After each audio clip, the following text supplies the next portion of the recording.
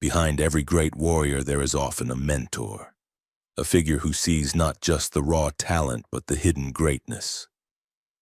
For Mike Tyson, that man was Cus D'Amato. Tyson, a troubled boy from Brooklyn, could have been swallowed by the streets. But Cus shaped him, disciplined him, and turned him into the youngest heavyweight champion in history. This is the story of how a strong coach can bring discipline into one's life. Let's begin. Mike Tyson grew up in chaos. Arrests, street fights, poverty. By 13, he had been arrested more than 30 times. His future seemed destined for failure. Then came Cus D'Amato, an old trainer with failing health but with an eye sharper than any scout.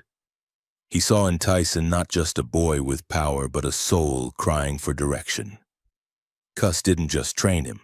He took him into his home, almost as a son.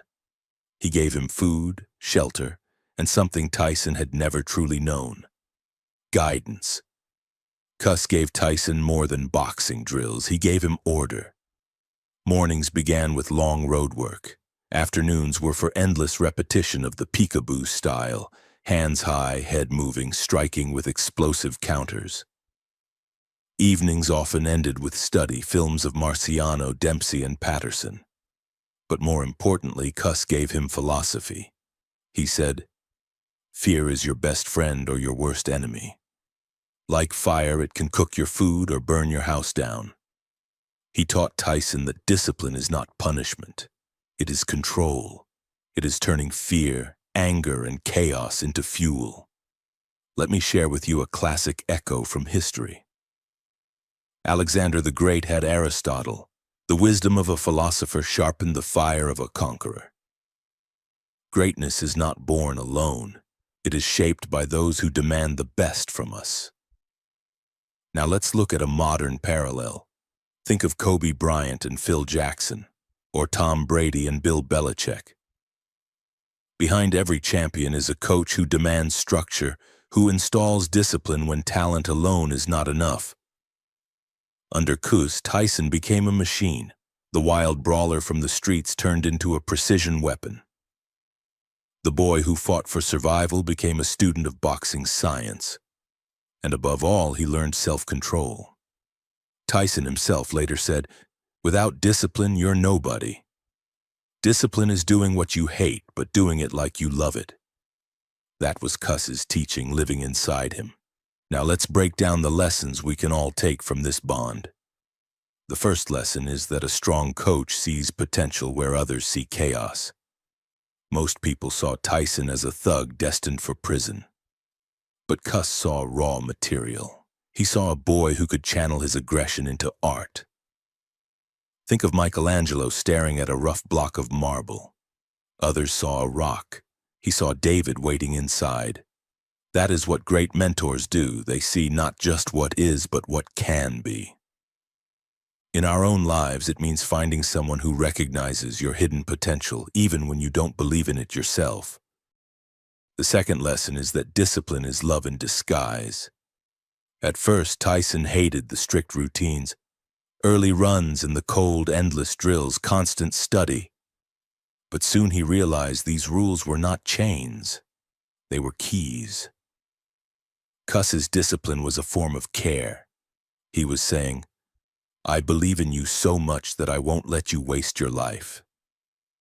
Think of a parent insisting their child practice piano every day, even when the child resists, or a general drilling his soldiers relentlessly before battle. Discipline may feel like pressure, but it is love wrapped in structure. The third lesson is that fear can be harnessed. Cus's most famous teaching was about fear. He told Tyson that fear sharpens awareness, keeps you alive, and makes you faster, if you control it. But if you ignore it or let it control you, it destroys you. That wisdom echoes across time. The samurai meditated on death not to escape fear, but to use it. Modern soldiers are taught the same. Fear is natural, but discipline turns it into fuel. In everyday life, we all face fear. The fear of failure, the fear of rejection, the fear of change. A strong mentor doesn't remove fear, they teach you how to fight with it at your side. The fourth lesson is that the mind must be trained like the body. Cus constantly reminded Tyson that boxing was 90% mental. He taught him affirmations, visualization, and mental rehearsal. Tyson would imagine himself as the champion long before he held the belt. Science now calls this neuroplasticity, the brain rewiring itself through thought and practice. Cus knew it intuitively. He showed Tyson that the mind is a muscle, and discipline is the weight that strengthens it. For us, this means discipline isn't just about waking up early or working hard. It's about shaping our thoughts, controlling our focus, and building a mental fortress against distraction. The fifth lesson is that legacy outlives the mentor. Cus passed away in 1985 before Tyson became champion. But his discipline lived on in every fight Tyson entered.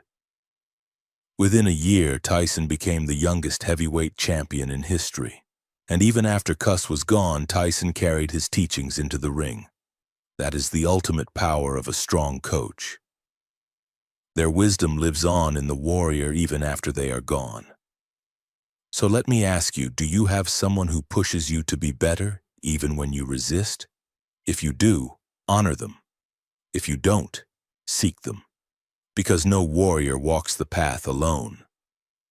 Drop your answer in the comments and don't forget to like, share, and subscribe so more warriors can learn from these stories.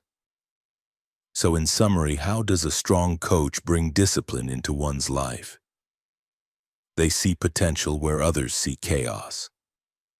They give rules not as punishment but as a gift of belief. They teach you to harness fear, to train your mind, and they leave behind a legacy that carries you forward even when they're gone.